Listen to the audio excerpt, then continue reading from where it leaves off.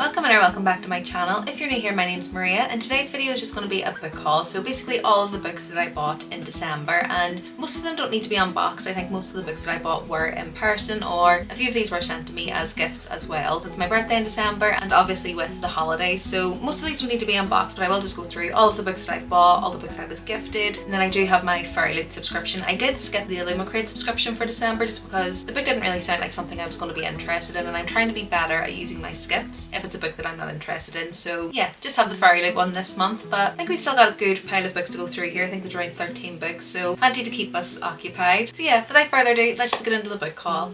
So before we get into the books, I do just want to show off this tote bag that my sister got me for Christmas. She watched my gift guide and heard me say that I needed some more bookish totes, and she definitely delivered on that, and this is the one that she ended up getting me. And I just think it's a really pretty design. One of those ones where it's not too bookish, it's not too in your face, so it's just a if you know you know type of thing. But yeah, I just thought that was really pretty and it came in really handy when I was going book shopping after Christmas. But yeah, I think the first books I'll talk about are the ones that were gifted and sent to me. So the first two are actually from my good friend Clara. I've mentioned her a few times on this channel, but she sent me a book for my birthday and for Christmas, so really grateful to Clara. Really love her. I'll put her bookstagram in the description below. If you're on Bookstagram, definitely go and follow her. She always has some really good recommendations. A lot of books that I've never heard of and a lot of indie authors on there as well. So yeah, definitely go and check out her Bookstagram. I'll talk about this one first because I have actually read this. We ended up doing a buddy read of this one, and that's Metal Slinger by Rachel Schneider. And this one is basically following a girl who lives in this land that has basically been exiled from kind of the main territory. So her people have basically been exiled to this other land. So the Alaha, as her people are called, have been exiled to kind of an island off of the main territory called Kenta, and basically once a year the people from the Alaha clan are able to go to Kenta to this market, and any kind of warrior or guard from the Alaha people are able to attend. And it's the year that Bryn is finally able to attend this market, and when she goes there she doesn't know what to expect, and ending up breaking a century-long peace treaty isn't on the cards for her. But when she's there she runs into an enemy soldier and they have a bit of a moment and things kind of take off from there. When she gets home she's kind of reeling in the aftermath of the events, and when an unexpected visitor comes to her land she's kind of put into this place of trying to decide where her loyalty lies and where she's going to go, what she's going to do. And I really enjoyed this one. I think up until around the 70% mark or so it was feeling a little cookie cutter in terms of romanticy, but at the same time it was still enjoyable. Even though a lot of the tropes kind of felt predictable, I was enjoying the romance, I was enjoying the characters, and I'm enjoying the world in this one. And then there's a twist right at the end of this one that I definitely wasn't expecting. I think the author done it in a really good way. You were kind of thinking you were seeing what was going to happen, but it's definitely not what you expect at the end of this one. So really enjoyed this one, really loved our buddy read as well, so highly recommend this if you're looking for a new fun romantasy to read. And then this next one is A Multitude of Dreams by Mara Rutherford, and honestly I haven't heard anyone speaking about this one. I had this on my wish list as I think I came across it and just read the description and just thought it sounded really right up my street. It's quite gothic and dark and mysterious, and I can't actually remember exactly what it's about, so it just says Princess Imogen of Goslin has lived a sheltered life for 3 years at the boarded up castle. She and the rest of its inhabitants, safe from the bloody Mori Roja plague that's ravaged the kingdom. But Princess Imogen has a secret, and as King Stuart descends further into madness, it's at great risk of being revealed. Rations dwindle each day, and unhappy murmurings threaten to crack the facade of the years-long charade being played within the castle walls. Nico Mat once enjoyed a comfortable life of status, but the plague took everyone and everything from him. If not for the generosity of the nearby lord, Nico may not have survived the Mori Roja's aftermath. But does owing Lord Crane his life mean he owes him his silence? When Lord Crane sends Nico to search for more plague survivors in the castle, Nico collides with the princess who wants to break out. They will each have to navigate the web of lives they've woven if they're going to survive the nightmares ahead. And yeah, I've just heard that it's really gothic, it's really dark, it's really spellbinding. I think there's kind of an edge of horror in here as well, and yeah, I just think it's going to be a really intriguing one. As I say, I haven't really heard anyone talk about this, but definitely excited to pick this one up. So yeah, definitely thank you Clara for both of those. Next up, one of my other good friends on Bookstagram sent me this for my birthday, and it's Birdtime by Frederick Bachman, and I think you've probably heard of this one before. I think it's having a bit of a moment on Book Talk and BookTube over the last year, and from what I've heard it's for very good reason, so I don't think I've seen anyone give this anything less than kind of 4.5 or 5 stars. And basically in this one we're following a small town within Sweden, and they don't really have much going for them other than they've got this ice hockey team who are kind of going to put them back on the map again. One day there's a harrowing event that happens, and a lot of this book is kind of following the people of the town deciding which side they lie on, where their loyalties lie, kind of what the moral thing is to do. And I think the synopsis doesn't really give us much, but from what I've heard, it definitely delves into kind of understanding our human psyche and kind of how we approach certain things, as I say, whether it's to do with your morals or how events can kind of split us up as humans. And I just heard it's really in-depth, it's really heartfelt and will definitely make you think, and I've just heard that the writing is beautiful as well, so definitely really excited to read this one. I'm hoping to squeeze it into January's TBR, but if not, it'll definitely be on the list for February. And again, just thank you, Gina, for sending me this one. Then next up we've got The Girl in the Tower, and this was sent to me by my good friend Tiffany. So again, I'm going to link everyone's bookstagrams down in the description below, but Tiffany sent me this one for my birthday as well, and it was after she'd seen that I had read The Bear and the Nightingale, which I read that in December. Really loved it. It's kind of a medieval Russian story, this kind of steeped in folklore, steeped in kind of whimsical fairy tale feelings, and I loved the writing in that one, and I just think it had quite a few themes in there that, if you think about them, that are quite heavy, but the way that it was written was just really refreshing, and I just loved her take on it and really loved the main character and following the FMC in this one. So this is the second book in the trilogy, and we'll be following on kind of from the end of book one, and really excited to read this one. I think me and Tiffany may end up buddy reading this one, so not sure when I'm going to get this on the TBR, but definitely excited to try and read it soon. And then last up for the books that were gifted to me, I have Zodiac Academy, and this is called The Awakening. So I think this is the first one in the series, and this is written by Caroline Peckham and Suzanne Valenti, and again, this is probably one that you've heard of, and I ended up getting this one as part of a Secret Santa that I done with a few guards that I know from BookTube, and it was Perrine who sent me this one. Again, I'll link her Booksta below. But this one, I don't actually know too much about what the actual story is. I just know that there's two twins within this story who go to kind of this magical Zodiac Academy, and I believe they're heiresses. They may not have known it before. I think there's a bit of a power struggle within the academy. We've maybe got other people who were kind of top of the school before being threatened by these girls, and I've heard there's quite a lot of the bully trope in here, and it's one that I've definitely had on my radar for a long time. I've heard a lot of people kind of have mixed views on it in terms of the writing and in terms of the writing quality, but I do know that I have a lot of friends who, even though they say that maybe the quality of the writing isn't great in here, the story is so engrossing and really keeps you intrigued and keeps you wanting to read more. So definitely excited to see where I fall with this one and how much I enjoy it. But it's such a long series that I think I've just been putting it off because it's such a big commitment. But now that I have a physical copy, I'll have it on my TBR just kind of looking at me, so hopefully be able to pick this one up soon as well. And then next up I have I Who Have Never Known Men by Jacqueline Hartman, and this one is, again, I'm kind of going into this a little bit blind. It is a literary fiction. It's really short, as you can see, and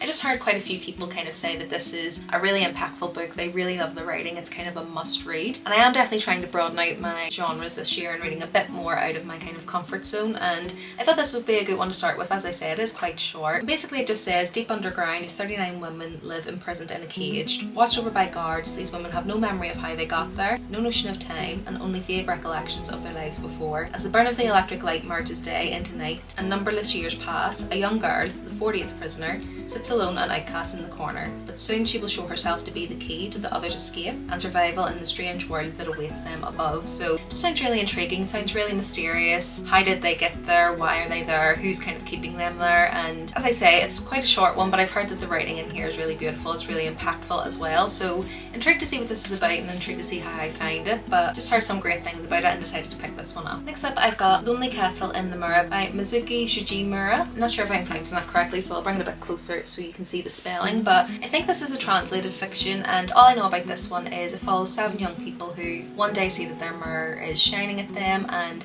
they're able to basically go through their mirror to this alternate universe within this castle, and they're basically there just trying to uncover the secrets of the castle, how they got there, and that's all I really know about it, and I think I will go into this one a little bit blind. But again, this is just a cover that I've seen around and it's always really intrigued me. It pulls me right in, and then when I read the synopsis I actually realised it sounds like something I would enjoy, and again, just with trying to broaden my horizons in terms of the genres, decided to pick this one up. I don't think I've read too many translated fiction, so again, just trying to read a bit more outside of that comfort zone, and this one sounds like it's going to be really intriguing and really good, so hopefully it'll be one that I will enjoy. Next up I've got The Grace of Kings by Ken Liu, and this one is just a high fantasy that I've seen a lot of people rave about. I am trying to kind of read some of the back catalogue high fantasy that I've had on my TBR for quite some time, but wanted to add this to the mix because again, it is one that I've seen people talk about, and to be quite honest, the covers are just absolutely beautiful. They're really pretty. I don't know too much about this one. I do think that it has a lot of kind of political intrigue in here, and it just says Emperor Mapiduri was the first to unite the island kingdoms of Dara under a single banner, but now the emperor is on his deathbed and his people are exhausted by vast, conscriptive expensive engineering projects, and his counsellors conspire only for their own gain. Even the gods themselves are restless.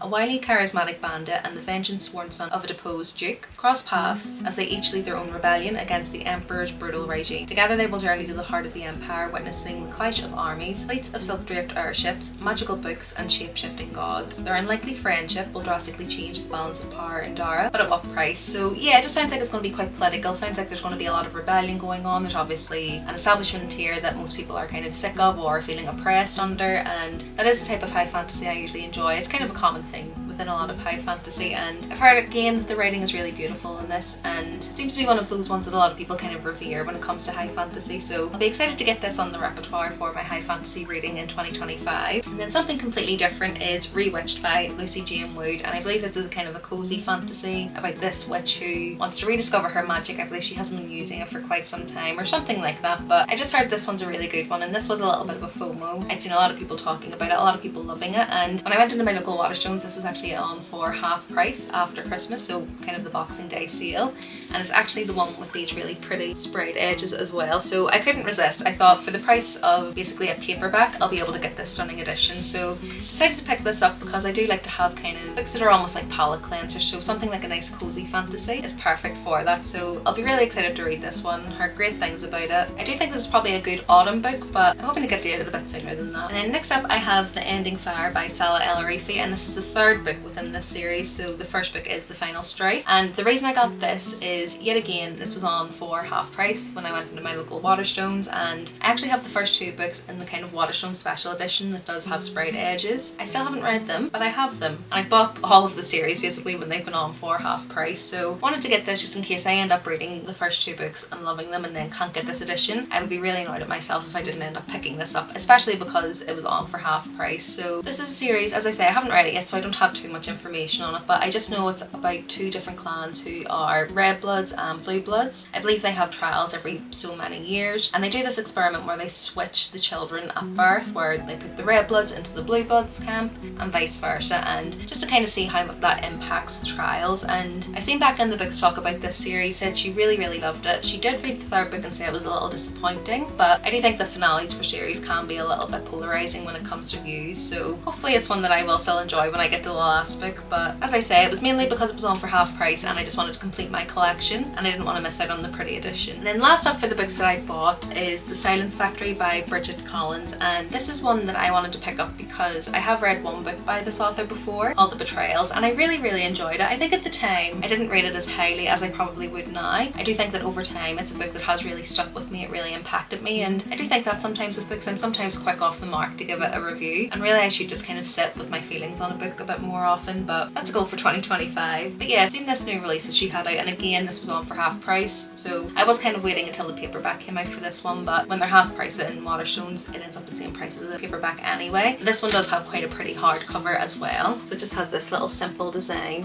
underneath, so I thought for the price of a paperback I might as well pick this one up. And this one, all I know is I think it's a bit of a mysterious, kind of darker. I think a lot of Bridget Collins books are a little bit more dark. This one's set probably supposed to be around Victorian times or something like that. It doesn't actually say when it's set. I'd probably have to read it a little bit to find out, but I believe this is centering a man who basically craves silence. He wants to be able to drown out the sounds of the world. He's able to get this silk that basically can't do that for him, and he ends up going to this factory where this is made, and I think there's just a lot of mystery with this one, a lot of intrigue. I haven't seen anyone speaking about it or saying what they felt about it, and the main reason I picked it up is because it's an author that I've read before and I really enjoyed, so probably go into this one a little bit blind, and again it will just be maybe a book that I'll read in between some of my fantasy reads, break out of that kind of genre pattern that I have. This does seem to be a bit more of a historical fiction, probably a bit of magical realism in there as well, and I do tend to enjoy those stories, so hopefully this is one that I'll enjoy as well. So last up I do have my FairyLoot subscription, and this is the YA and adult combo box, and these are December's picks. So the first one, let me just see which one this is. Okay, so this first one is the adult book, and it's The Courting of Bristol Keats by Mary E. Pearson, and this is an absolutely stunning edition. I must say it's not kind of in line with what I thought the story would be.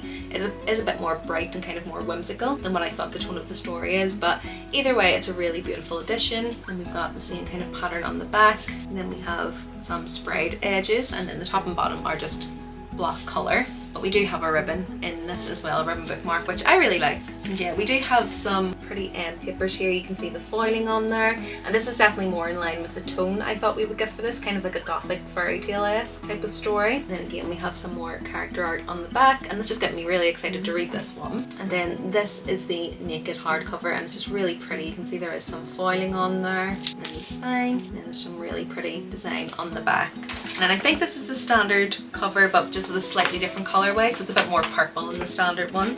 A reversible dust jacket that you get with this one as well. And basically this one just says, desperately searching for her father, a small town girl is pulled into a world for gods, fae and monsters. With magic and danger lurking in every corner, she makes a bargain with the alluring fae king, but what secrets and betrayals await? So I had heard of this one before. I actually had pre-ordered a different edition of this one, which I think was in my previous book haul, so you will have seen that. I'll probably keep this one. I think this one is slightly prettier than that Waterstones edition that I pre-ordered. Decided to pre-order this one because I have read one book by Mary Pearson. She is the author for The Remnant Chronicles, so first book in that is The Kiss of Deception, and then she also wrote Dance of Thieves and Fire of Thieves. So it's a series I'm definitely wanting to get to, but I was really intrigued by the premise of this. It sounds like it's going to be pretty good. I've seen some mixed reviews. I've seen some people who really loved this, seen other people who were a little disappointed with it, but I'm excited to read it either way and kind of see where I land on that. But yeah, this is a really stunning edition, so I probably will keep this one over the Waterstones one, and just sounds like it's going to be right up my alley. And then we have the YA book, and I was actually really happy that we were getting this in the subscription box. I was about to pre-order a copy of this, but then I read on one of the spoiler websites that this was probably going to be the book for December, so thankfully it was correct, and that's A Language of Dragons by S.F. Williamson, and this cover is just really, really pretty. It's kind of giving old school YA vibes in terms of kind of the art on there. I really, really like it, and I really love this purple colour as well, and then the back just has a quote and some foiling on there as well. And we've got some really pretty sprayed edges. They're really, really stunning. And then we've got the naked hardback, which again has some foiling on there, and this is just really pretty, getting me very excited to read this one. And then we have the end papers, which again have some foiling and some different artwork on the back there as well. And again there's some character artwork on the reversible dust jacket. And yeah, this one, I think it's set in like the 1920s or something like that. It's just saying it's an incredible historical fantasy about dragon linguistics with dark academia settings and featuring enemies to lovers romance. Follow Vivienne on this thrilling adventure to save the country through decoding the secrets of dragon languages, and it just sounds really good. I mean, dark academia, sign me up. Enemies to lovers, sign me up. And especially I do really like historical fantasy as well, and especially around that time period, so I have really, really high hopes for this one. I haven't read from this author before, and I haven't really seen anyone talk about reading this one, but it's definitely one that when I seen it on Waterstones and kind of read about it coming out, it was one I was going to pre-order. Thankfully I didn't have to because it was part of the subscription, so yeah, really good box this month from FairyLoot. I'm really excited about both of the books, so really happy with those selections that they made. Okay, I'm going to try and lift these. I don't know if I'm going to be able to, but I need to get back to the gym. But yeah, that's everything. That's all the books I bought in December. Definitely was influenced by the sale that they had, and I did have quite a few points on my Waterstones card as well, so most of these I didn't actually buy with my money, so technically they're free books.